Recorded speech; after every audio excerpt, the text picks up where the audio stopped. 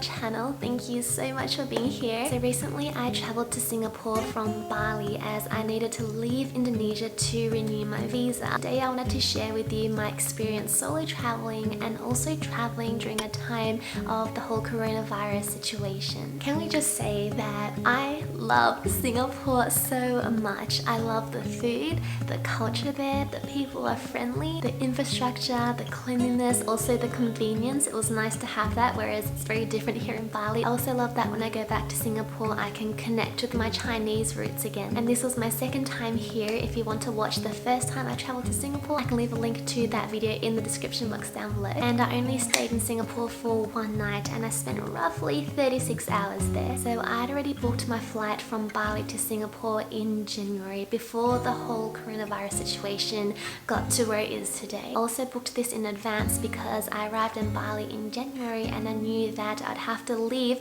before 60 days to renew my visa again. And I actually decided to come to Singapore as a stopover because originally my plan was actually to travel to Cambodia for a 10-day tour, which I'd already booked in advance as well. Cambodia is a country I've wanted to visit for a long time and it's one of the last Asian countries I haven't yet visited, so I was really looking forward to it. However, last week I just decided to cancel it all, whether I got a refund or not, because the coronavirus is real, it's spreading, and not only to protect my own health but more so that I'm not involved in the spreading of this virus even more. So essentially I cancelled it to help slow the spread of it and flatten the curve. So like I mentioned, I had no choice but to leave Bali. If you overstay your visa you need to pay a fine every day. However, if this traveling was optional then I definitely wouldn't have traveled. To be honest, it was a little stressful traveling at this time and I took lots of precaution, but now I'm back home in Bali and I'm just really grateful it all went well. And by the way, this is our new villa that we're staying in. If you'd like to see a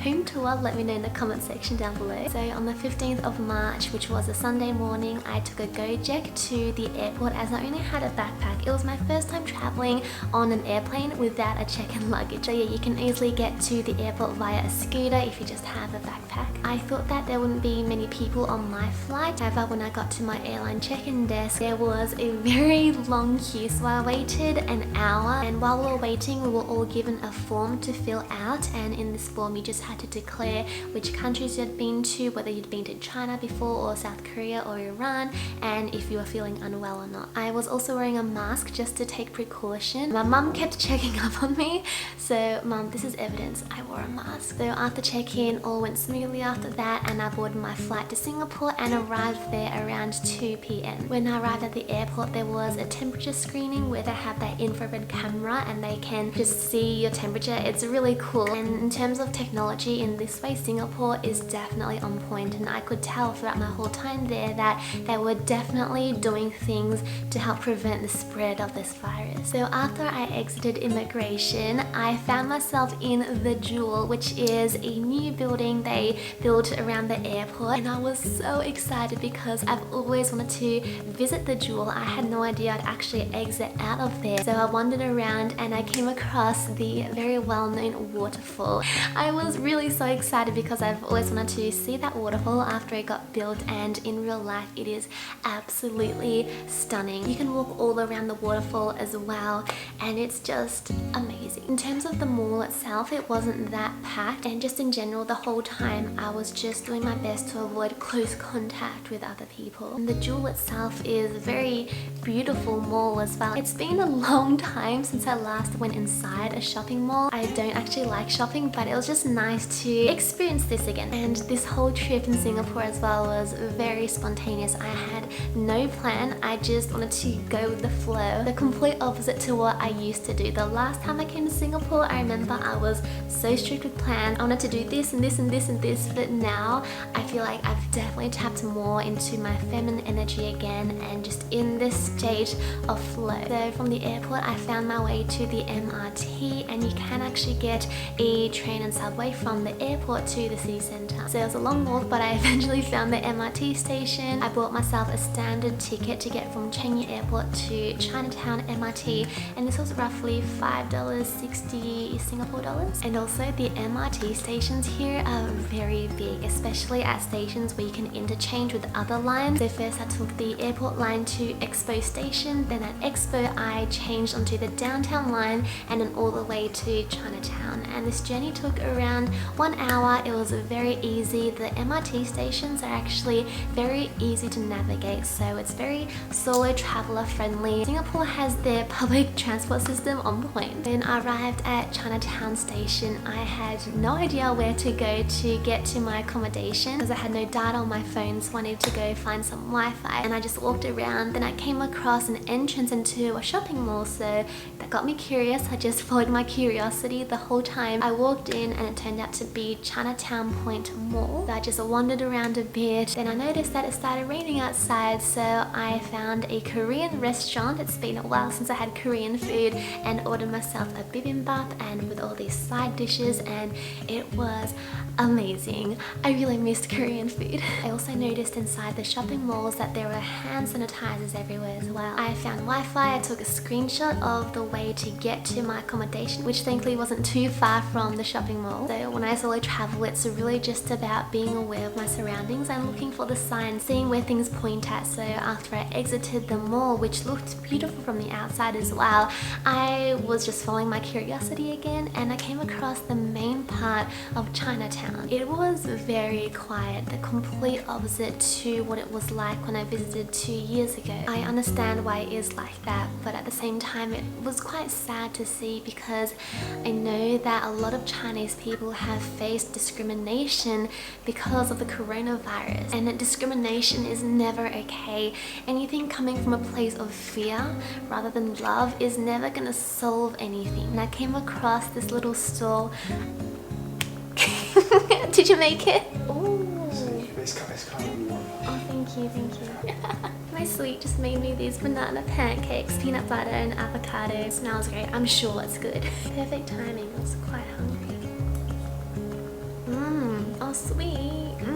Oh wow, this is amazing. I'm a lucky girl. Alright, so back to Chinatown. I love the architecture there. It is so colourful, and I still got to admire it with just a lot less people. When I was walking around, I also came across this Indonesian dessert stand, and when I went there, I recognized the man who I saw there 2 years ago. He's still making exactly the same desserts, and they are among my favorite desserts ever. So then I found my way to my accommodation, which was called Cube Boutique Capsule Hotel. So if you stay in one of these capsule hotels, it's definitely on the more affordable side of Singapore's accommodation. I chose this place because it has a very central location. It is walking distance to Clarke Quay, to of course Chinatown, to Marina Bay. It was also very quiet, and probably because I was the only one in there, and also very clean, and the bed was so comfortable. It is a very small space, but it's more than enough for a comfortable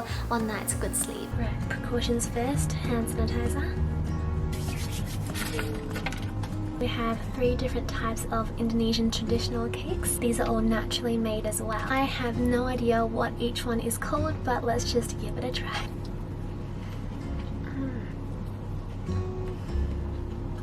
Happy Jasmine.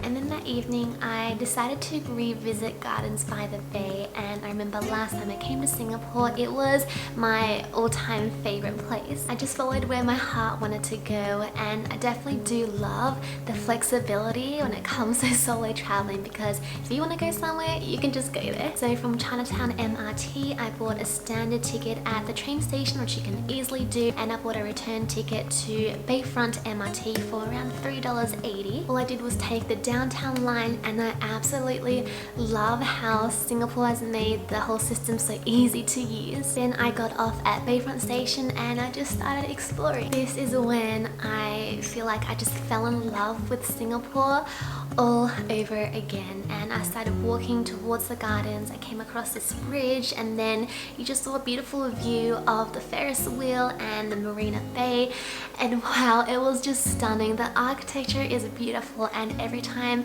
I look at Marina Bay I just start visualizing, and I know that one day I will manifest staying in that hotel.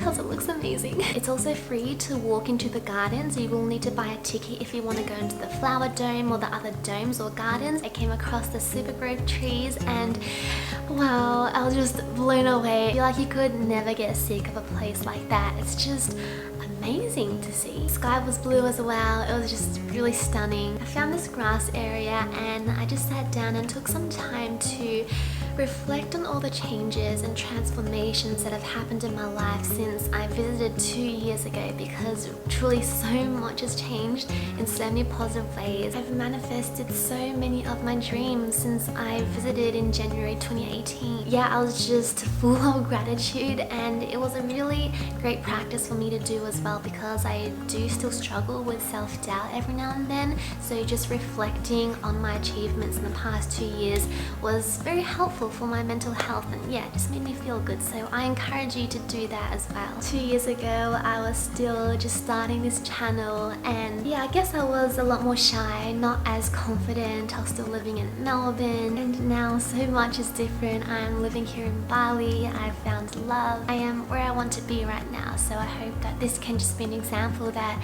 a lot can change in just a few years for the good. Then when it started to get dark, there was a beautiful light show going on along the river at the bridge, and the sound that was there was so gentle, and it was just mesmerizing to watch, like all the colors changing. Just also mesmerized me how people created this. And then a bit later on there was a light show going on at the super grove trees, and that was so colorful. There was opera music going on for the show, and it was all in sync, and it also did take my mind off the whole situation that is going on in the world right now. Even though I am physically well, every time I see the news about it or I see new statistics, I'm exposed to all the negative news about it, it makes me feel emotionally unwell. If you're an empath, you can probably relate. While it's important to stay informed, not expose yourself to the news, focus on what you can do right now in your own city and country. And to be honest, while I was out for this day in Singapore, everything seemed like normal, as in life around. There were still cars, businesses and shops still open, although there was definitely an unsettling atmosphere, I feel like. Then on my way back to my accommodation, I came across the Chinatown Point Plaza again, and this little dessert stand where they had this abundance cup. There was tofu inside, a bit of this healthy type of jelly, and then sweet potato, taro balls, red beans, and oh my goodness, it's so good. I definitely made the most of my food adventures while I was in Singapore. The next morning I had a bit of a sleep in, and then I packed up my bags, checked out of the accommodation, and yeah, went exploring spontaneously again while I was doing my best to avoid large crowds. I was walking through Chinatown and I came across some of my favorite pastries, such as egg tart and red bean pastry, which I haven't had in such a long time. Again, making the most of my time in Singapore. They were so good. Highly recommend it if you're a foodie and you're in Singapore. And I have these Chinese desserts. It always reminds me of my grandma and grandpa, because when I was younger they always used to bring back these different Chinese desserts. And while I was walking around, I came across the relic of the Tooth Buddhist temple, which is quite an old temple in the center of Chinatown. From the outside it's quite big and grand and very beautiful. I love visiting temples. When I travel, I'm very much all about learning the culture and experiencing as much culture as possible. And before you could go into the temple, you had to get a temperature screening once again, and also fill out a form declaring where you've been and if you're well or unwell. So I had a brief look inside the temple. Some parts of it were closed. There were walls of 100 Buddhas, and it's amazing. I'm always in awe when I see temples and structures like this. Love noticing the details, well, the red colors, the golds, what they represent. I went back to the Indonesian dessert stall and I got another one of my favorite desserts, which is putu bamboo. So this bamboo dessert, it was just rice cake with some coconut shreds and sugar inside. And then now made my way back to Changi Airport from Chinatown MRT. I arrived there 4 hours before flight time because I just wanted to make sure that it would all be okay. To be completely honest, I was feeling quite anxious and nervous because there were many flights already being cancelled, and with the situation right now, country borders are closing rapidly. So much is changing so quickly, and I just wasn't 100% sure if I'd be able to fly back to Bali. But thankfully, when I got to the airport, I checked into my flight, all went well and all went very smoothly, so I'm very thankful for that. And also, Singapore airport is probably the best airport in the world to wait in. There are cinemas in there, lots and lots of food courts, places to rest and chill, gardens to look at. If you're ever gonna have a layover somewhere, make it Singapore. So I found a food court and I came across this Japanese food stall, and I got myself this tofu curry, which was absolutely amazing. And then for the rest of the time, I just chilled at the lounge and waited to board my flight. When I arrived back, just a whole weight lifted off my shoulders. The airport was very quiet though, so I think there are less and less people coming to Bali these days. There is just a temporary ban on visa on arrivals for at least the next month. And now that I am back here with my visa renewed, I am feeling settled now. I have lots of time, and for the next few weeks I will definitely be practicing social distancing, avoiding large crowds. We're still able to go out, but I'm definitely not going to go to anywhere crowded. Not only for my own health, but so that if I somehow catch the virus but show no symptoms, and if I don't go to large crowds, then it helps with slowing the spread of it, because this virus is very contagious and I definitely don't want to pass on to someone vulnerable. This helps to stop the overwhelm of the hospitals as well. And in terms of solo traveling, again, something I absolutely love about it is that it always pushes me out of my comfort zone and to develop more confidence in myself. When you're solo traveling, it makes you rely on yourself, so you get to practice your skills such as navigation and finding places and communication, and you're forced to be more aware of your surroundings. I really enjoy traveling and being adventurous and having a healthy alone time too. Singapore is definitely a very safe place if you are a female and you want to solo travel. There has been a lot of fear going on in the world right now, but we can choose love over fear. We can choose to act from a place of love. We can choose to believe that this too shall pass, because it will pass. We've all just got to do our best to social distance ourselves, to self-quarantine, wash our hands, practice good hygiene, and be informed, but also don't be controlled by fear coming from the media. It definitely is a challenging and strange time for the world right now, but I also feel like this is the time for us to come together more than ever. This whole situation is teaching us many lessons. And I just found out recently that because there's been such a huge reduction in the amount of public transport being used, the environment is benefiting a lot. There's been much less air pollution and water pollution. So now that we do need to take a lot more precaution about our actions, this whole situation is teaching us to be grateful for our freedom. Now that many of us have our freedom taken away to a certain extent, such as if you're in lockdown or you're not able to go out, often it's when things are taken away from us that we appreciate it. So right now, appreciate all that you have. Don't take the simple things like access to shelter, to clean food and water for granted. Let's not be greedy. Let's not take all the food from the shelves, and let's take care of each other. This whole situation is teaching us to shift from scarcity to abundance. We're being reminded to connect with our loved ones more, to stay in touch, to cherish those who really love us. We're being reminded to build stronger communities and take care of each other. We're being taught to learn to work together to better cooperate with each other. I do feel for everyone impacted, whether you are ill or you are in lockdown. I'm sending you all so much love. We can overcome this together by choosing love over fear. Not spreading fear, but spreading love and doing what is the safest thing for you and for everyone else. If you do feel sad or anxious or nervous, it's okay. You are human, and especially if you're an empath like me. I understand you, I hear you. Feel what you need to feel. It's okay. You're not alone if you're feeling sad or anxious, so reach out for help. You deserve help. There's always someone out there to help you, and trust that this will all pass. It will all pass. I know it will. So I hope you enjoyed today's video, and if you did, do give it a thumbs up so I know, and subscribe if you haven't yet joined our beautiful community. Take care, beautiful friends. Stay healthy, nourish your body, and I will see you in the next video.